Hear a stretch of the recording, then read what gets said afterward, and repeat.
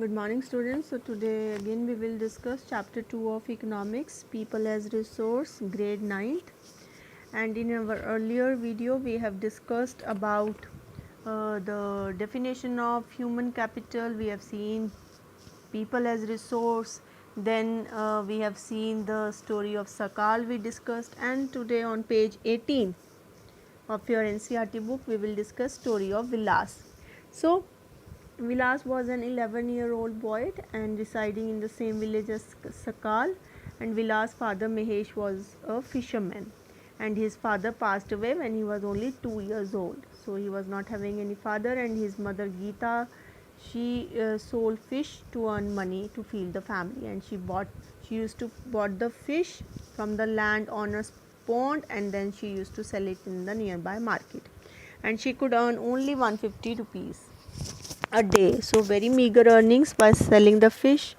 Then after that Vilas, he became the patient of the arthritis. Arthritis, it is a disease, and his mother could not afford to take him to the doctor because of the financial problems, financial constraint. She can't take Vilas to visit to the doctor. So he could not go to school either, so he was not interested in studies either. He helped his mother in the household work, in cooking and looking after the younger brother Mohan. After some time his mother also fell sick, and there was no one to look after her. There was no one in the family to support them. So Vilas also, he was forced to sell fish in the same village. He like his mother, he also earned very meager earnings he was having. So in the two case studies, now we saw Sakal went to school, in the earlier case study, and Vilas did not. Sakal was physically strong and healthy, and on the other hand Vilas was a patient of arthritis. He lacked any means to visit the doctor also. But you have seen Sakal got the degree in computers, and Sakal found a very good job also in private firm, while Vilas was just helping his mother in the same work, and he earned also very less like his mother. And in case of Sakal, you have seen the several years of education added to the quality of labor. So his education increased, this increased his efficiency and productivity.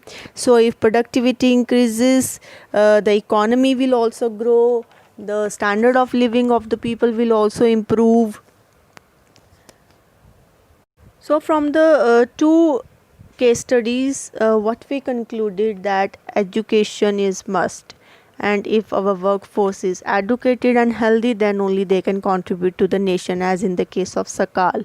And in case of Vilas, you have seen that neither he was physically fit, neither he was qualified, so he will just stay and he like this, and he will earn very less earnings. So education is must in order to develop the workforce. Now students, the same chapter, people as resource, page 19, now we have to discuss. So we have seen that educated person have more productivity, and due to more productivity they will also earn more. And in case of Vilas, there could not be any education or healthcare in his early part of life. You have seen this. He spends his life selling fish, so he will get earnings according to the work of unskilled laborer only. So it is very evident from these two case studies that investment in humans through education and medical care can give high rate of return in future, and this investment on people is same as investment done on land and capital. So out of the discussion, we arrive on the two situation. One is virtuous cycle and one is vicious cycle. When now your educated parents, they found to invest more heavily on the education of their children. So if the parent is educated, obviously they will invest more on the education of their children. This is because educated parents know the importance of the education.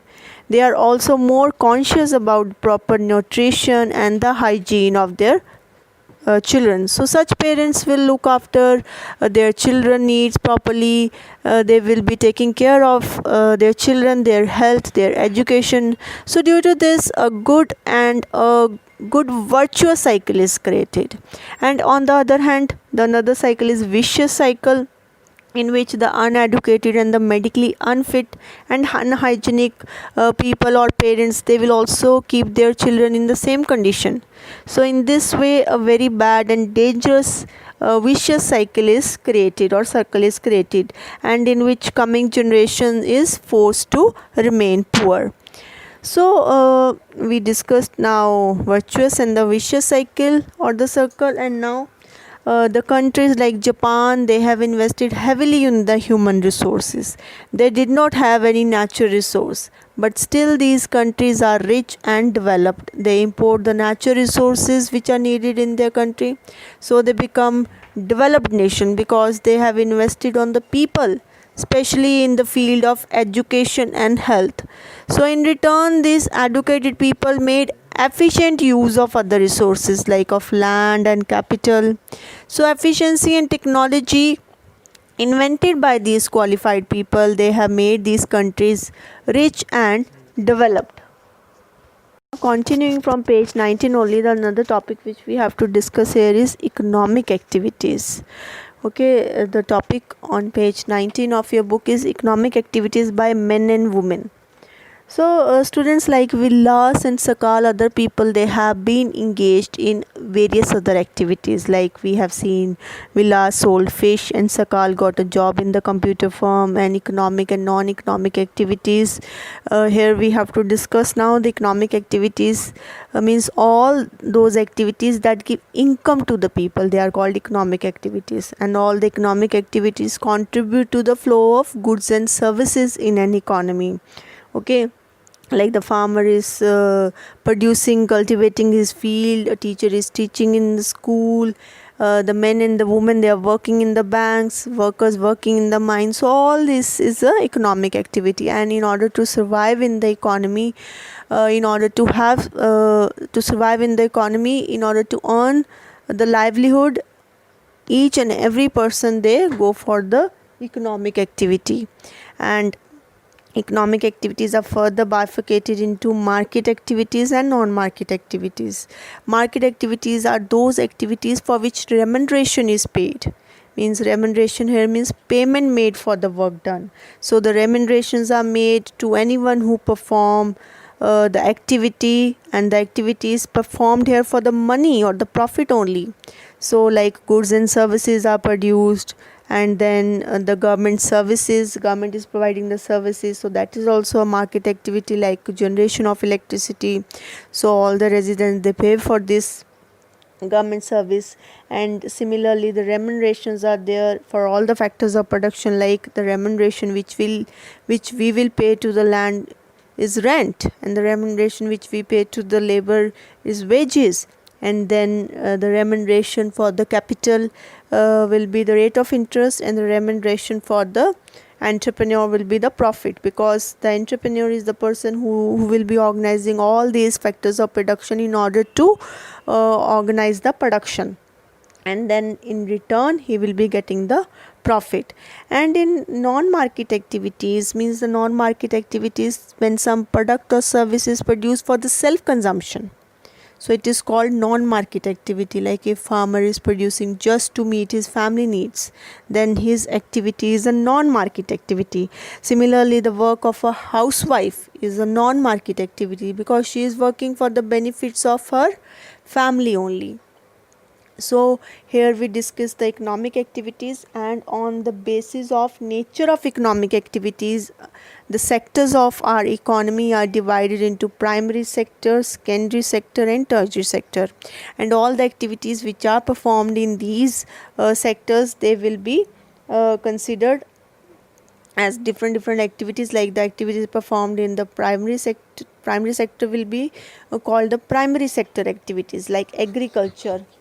Like agriculture is a primary sector activity, and then manufacturing is a secondary sector activity, and then tertiary sector, that is a service sector. Here banking, communication, trade, other things, storage, all these come under the tertiary sector activities. So this is our service sector, in which this communication, transport, godowns, so all this come under our tertiary sector activities. And here also in your book also on page 19 it is mentioned that the primary sector includes agriculture, forestry, animal husbandry, fishing, poultry, mining, quarrying. So all this quarrying means to dig the stone out of the ground. So all these are primary sector activities which are related to the agriculture. Then manufacturing is included in the secondary sector, that is trade, transport. Okay, this manufacturing is included in the secondary sector. Then this trade, transport, communication, banking, health, tourism, insurance, this is all included in the tertiary sector. So when the raw material we will be getting from the primary sector, then it will go to the secondary sector. Suppose for example wheat will be getting from the primary sector, that is the primary sector produce. Then after that the wheat will go to the manufacturing sector, and there we will make a flour out of it, or we can make a bread or biscuit out of this wheat. So that will be a secondary sector product or the secondary sector activity. Now we need this transport, okay, facilities to transport this wheat or to transport this biscuits and bread to the market so that consumers can consume it. So transport is a tertiary sector activity. So you can see all these sectors of the economy, they are interrelated. Okay, primary sector is dependent on the industrial, manufacturing, secondary or the tertiary sector, and again the tertiary and the secondary sector, they are dependent on the primary sector for their food. Primary sector is dependent upon the industrial sector for the machinery, for the equipment, and then all these primary and secondary sector, they are dependent on the tertiary sector for the transport facilities, for the banking facility, for the marketing and insurance facilities. So and then all whatever production is going on in the three sectors, then it will produce the GDP of the country. Okay, so GDP is nothing but the value of all the goods and services which is produced in the economy in a single year. So that will be a GDP. Okay, so the GDP shows the amount of GDP will show the size of the economy. So this was the economic activities. Okay, now moving to page 20, same chapter. Now students, you know that the structure of our society is such that there is a division of labor between men and women in the family, and women look after the domestic work and men works in the field. Like Sakal, Mother Sheila, she cooks the food, cleans the utensil, washes the clothes, clean the house and looks after her children. And Sakal, father Bhuta, he cultivates the field, sell the produce in the market and earn money for his family. But here Sheila is not paid for the services delivered for upbringing of a family. So women are not paid for their services delivered in the family, and the household work done by women is not recognized in the national income. But on the other hand, Vilas' mother earned an income by selling fish. So thus women are paid for their work when they enter the labor market. So whenever the woman will be working within the domestic domain, she will not be getting any salary. But the moment she comes out of her domestic domain and works in the job market, then she will definitely be getting a salary. So thus women are paid for their work when they enter the labor market. Their earnings are determined on the basis of their education and skill, how much woman is qualified, how much education she is having, and whether she is having any skill or not. And education and skill are the major determinants of the earning of any individual in the market. So this education and skill are the major determinants of the earning of any individual in the market. So on the basis of this education and skill only we'll come to know how much the person will earn. So this only decides the earning levels, and the majority of women, they have very less education and low skills, and that's why women are paid very less as compared to the men, because you know the male dominated society and mostly the preference is given to the male child only if education is concerned or if any other opportunity is concerned. So most women work where job security is not there. So most of the women, they work in the unorganized sector of our economy. In this sector, the terms of employment are not regular, no benefits are given, no job security is there, no sick leave, no benefits, no maternity leave, nothing. But the women with the good education and skills, they are paid equally well with their male male counterparts. That is, in organized sector like teaching, hospitals, here most of the women work and they are paid good also. And some women have entered administrative and other services, including jobs that need high levels of scientific and technological competence, that require skill and ability. So now the question arises, why are women employed in low paid work? Because most of the women, they are uneducated, they have low skills and very less training they have, and so that's why women are paid less as compared to the men. And most of the women, they work where there is no job security also.